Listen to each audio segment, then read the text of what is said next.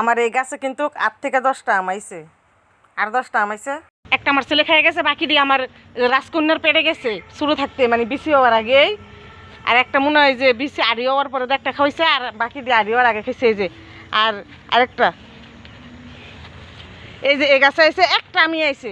এই গাছটা লাগাইছি 10 মাস হয়েছে, মানে এখনো 1 বছর হয় নাই, 10 মাস হয়েছে। এটা রূপালি আমের চারা বলে আনছি। আপু পারো, আসো আসো আসো, তুমি পারো। আমার ছেলে কালকে ঢাকা থেকে আসছে, আমার ছেলের জন্য আমরা রেখে দিছি, আমি পারি নাই। আমার মেয়ে ওটি খাইছে, বলছি যে তোর ভাই আসো, তোর ভাইয়ের সাথে খাইস। মাশাল্লাহ আমার স্বাস্থ্য অনেক বড় হয়েছে, ছেলে পাইরা লাইতেছে। আল্লাহ গাছ ভাঙবে না আব্বু, এটা আমার লক্ষ্মী গাছ। এই যে আমার ছেলে আম পাইরা লাইলো, এই যে আমার রাজকন্যা। আমার কিন্তু অনেকগুলো আম গাছ, মনে হয় 10-12টার মতো, কিন্তু 2টা গাছে আম আসছে মাত্র। কি পোকা? যাও আসো।